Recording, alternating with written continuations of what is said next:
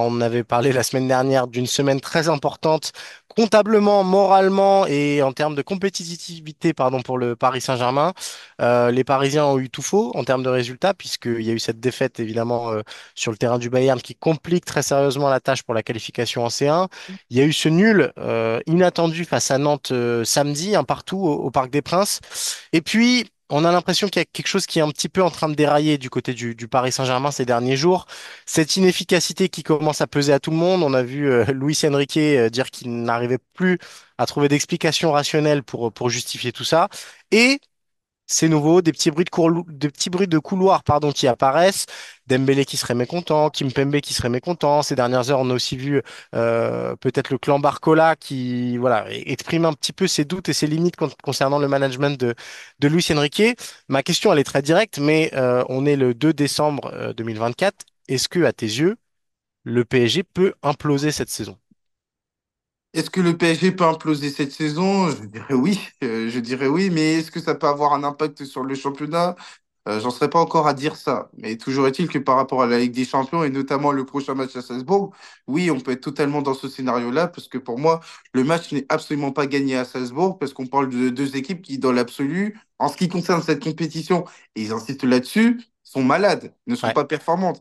Donc par rapport à ça, on peut pas arriver et expliquer que le PSG quand bien même va affronter Salzbourg, qui a pris une volée face à Brest, va gagner. Donc, pour revenir sur la situation actuelle du PSG, elle est quand même paradoxale, parce que si on regarde de manière froide ce week-end, le PSG a pris un point à Monaco. Et là, on pourrait se Oui. dire que sur le plan comptable, le PSG a 7 points d'avance sur le nouveau dauphin olympique de Marseille et sur Monaco. Mais après, personne n'est dupe, Cyril. Quand on regarde la réalité, quand on regarde la qualité du jeu, quand on regarde l'inefficacité offensive du PSG, Luis Enrique peut expliquer que depuis le début de sa carrière, il a les meilleures statistiques sur le plan offensif.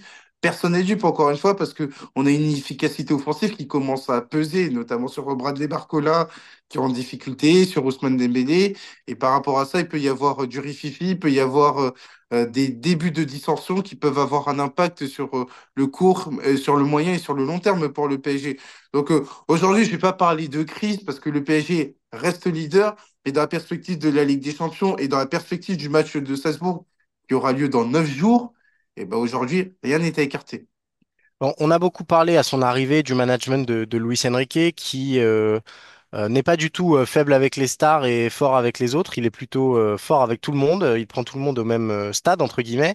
Malgré tout, est-ce qu'il serait pas intéressant pour lui désormais de faire un peu plus de politique? On sait que Donnarumma est un peu frustré de débuter sur le banc face au Bayern. On sait qu'avec Ousmane Dembélé, c'est un peu compliqué. Qu'il le veuille ou non, le salut de ce Paris Saint-Germain passera quand même par ses individualités fortes. Est-ce que là, il n'y a pas un risque qu'ils se mettent à dos justement ses meilleurs joueurs? Luis Enrique a déjà été confronté à ce genre de situation. C'était lors de sa première saison au Barça où il avait dû au final faire de la politique, avec notamment le cas, la gestion de Lionel Messi, où on avait vu que ça avait clashé. Et derrière, les intérêts sportifs ont fait qu'il a fallu trouver un terrain d'entente. Là, c'est vrai que ça n'en prend pas la direction. Il y a qu'à voir encore, notamment sur le cas de Donnarumma, où Luis Enrique t'explique qu'aujourd'hui, il n'y a pas de numéro un en Hmm. tant que gardien. Sur Ousmane Dembélé, même si c'était pas forcément négatif comme intervention. Il a quand même expliqué que s'il avait des messages à adresser, ce serait davantage dans le vestiaire. Encore une fois, Ousmane Dembélé qui rentre à la 74e minute contre Nantes après son expulsion contre le Bayern.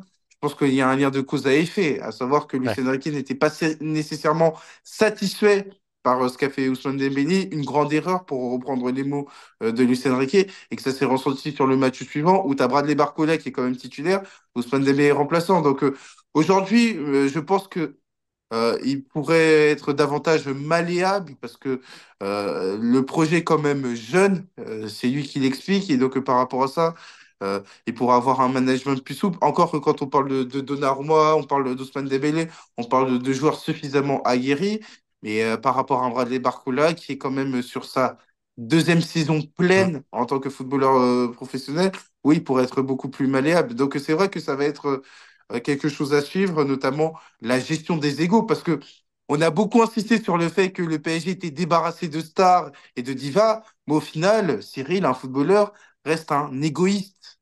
Reste Ouais. un joueur qui est davantage porté sur l'individuel, qui est porté sur lui-même. Et ça, c'est le cas avec les stars, mais aussi avec les joueurs qui ne sont pas nécessairement.